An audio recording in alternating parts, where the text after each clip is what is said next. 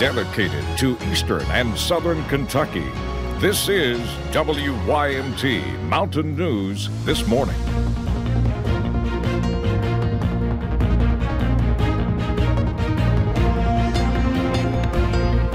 Good morning and happy Friday. I'm Cassidy Stricklet. Your time is now 6 o'clock. So let's go ahead and check in with Brandon Robinson on this Friday morning to see what you can expect as you head out the door. And Brandon, we have some dense fog in some areas that people should be aware about. Exactly. So let's get right into it. Take a look at the camera network first as we head out the door. Hazard cam outside the WYMT studios. You can see it in the distance, not quite settled over most of the city yet, but it's there. Over Whitesburg, it's starting to settle there as well. So again, just be careful. Dense fog advisory out for a couple of counties. I'll show you that here in just a second. But you see right there along the border is where we're seeing the worst of it between Kentucky, Virginia, and Tennessee. 2 miles of visibility at Williamsburg, 2.5, Jacksboro, 4 in Middlesboro, less than a mile there in Harlan and in Wise. Dense fog advisory, Lee and Wise counties and Claiborne and Campbell counties in East Tennessee until 10 o'clock this morning.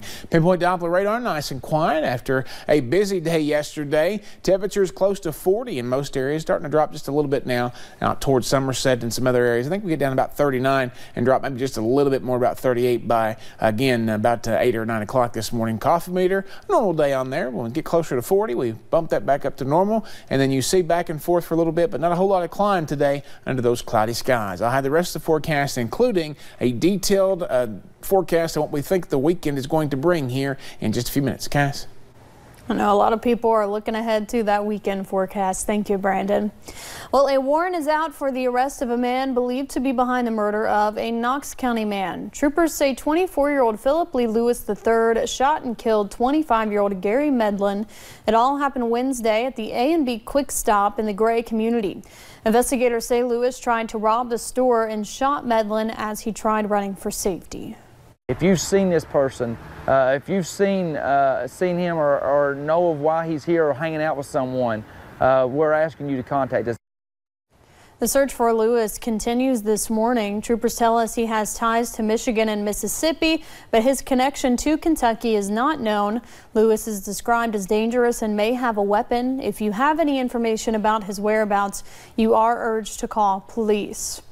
And it has certainly been an emotional time for family and friends of Gary Medlin, while the heartbreak continues as his family wants justice, especially with new developments in the case. WYMT's Justin Case went to Knox County and talked with Medlin's sister and ex-wife about the continuing search. Fighting the despair, Gary Medlin's sister is still able to hold on to her favorite memories with him. We could be fighting 5 minutes, and then 2 minutes later we were hugging, and Dad was making us hug it out in the middle of the living room floor. But those emotions quickly change as the search continues for the man police say murdered her brother. If they could get him, it would give us a lot of relief that maybe another family wouldn't be hurt by him. I know it's just so senseless, and that's what's been so hard about it, is that it could have been any of us that stopped. Our stepmother went through the area 10 minutes before it happened. Even though Gary and his ex-wife separated last year, she still feels a great loss. He would always make fun of me if I'd call him and say, please come and get your kids, they're being wild. He would laugh at me and say, that's my boys.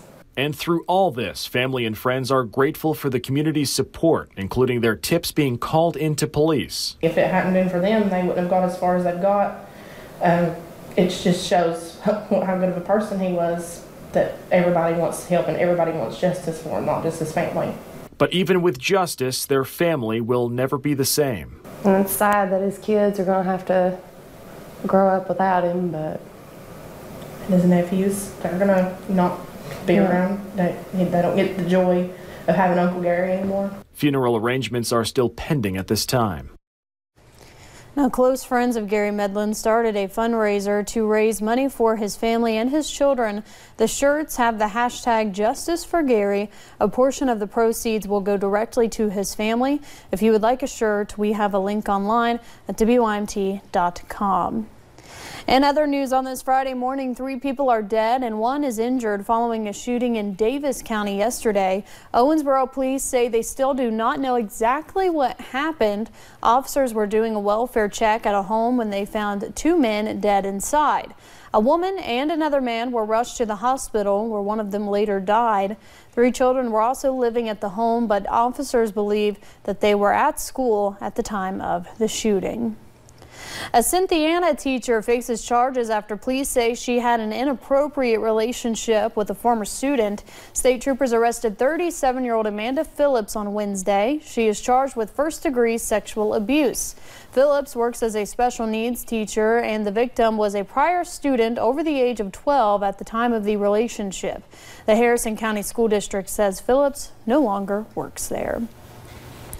A Lawrence County man is accused of sexual abuse. Police arrested Anthony Wade Mullins Monday. Social workers sent investigators to his home. While there, police say Wade allowed them to look at his phones. On it, they allegedly found messages of sexual nature with someone under the age of 18. Police say they also found a sex toy and sexual items in a padlocked drawer. He faces a charge of promoting a sexual performance by a minor, among others. Well, investigators are looking for answers after they were notified that there were 4 homemade bombs inside of a home. People inside the home claim they were not bombs. Officials say the 4 devices they found in the basement were liquid in nature and had the potential to do some serious damage. A woman who lives at the home says police have it all wrong. She says the devices belong to her daughter's ex, whom they kicked out of the house because of his drug use. He was in the basement ranting and raving, and my daughter went down there to see what he was doing, and he was mixing used motor oil, pouring used motor oil in pop bottles. And she asked him what he was doing, and he said he was going to go burn the people's houses that had angered him. Deputies notified Kentucky State Police, who sent their hazardous materials unit to neutralize the devices. Despite the potential hazard, deputies do not believe anyone else was in danger. There have been no arrests so far in what deputies say is an ongoing investigation. Police arrested a couple Thursday after investigators say they were using drugs around their young children and leaving needles lying around. Angelia Fannin and Ronald Jude both face charges of endangering the welfare of a minor. Deputies say both suspects had used methamphetamine within the last 24 hours of their arrest. Investigators also found used needles, including one on a kitchen counter that was within reach of the child.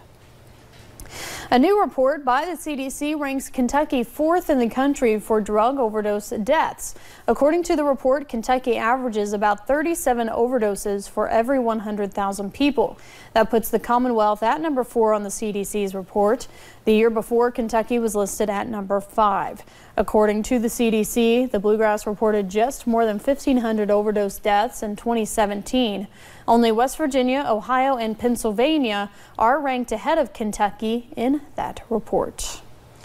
A Kentucky dorm closed because of mold will not open again until the fall. Minton Hall at Western Kentucky University closed in November when the mold was discovered. The university says an inspection found that more work is necessary. The additional work includes replacement of tiles and possible replacement of windows to help in the future. Local volunteers out of Letcher County knit for the homeless and those with lower incomes and dropped those donations along Main Street. Jennifer Collins says this is the first year she has tied scarves and hats to posts along Main Street in Whitesburg and in the Housing Authority, but got the idea from a friend in Winchester. This week she dropped off 20 of 60 donations. They hope to collect more this summer so they can branch out to the Neon and Jenkins areas. When I went to talk to the city, they didn't think that we had a lot of homeless here, and so I said, well, we do have a lot of low income, so they would need them also. And we are starting to get a few homeless people in here, and so I'm hoping that they'll be reached by that.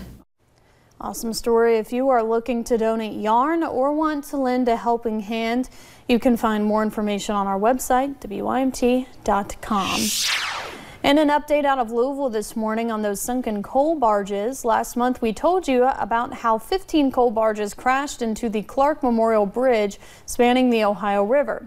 9 of those got stuck near a dam. As of yesterday, 3 of the barges have been removed. Crews worked to remove another yesterday. Coming up in your CBS Money Watch report, despite celebrating 139 million paying customers worldwide, Netflix is reporting lower than expected revenue.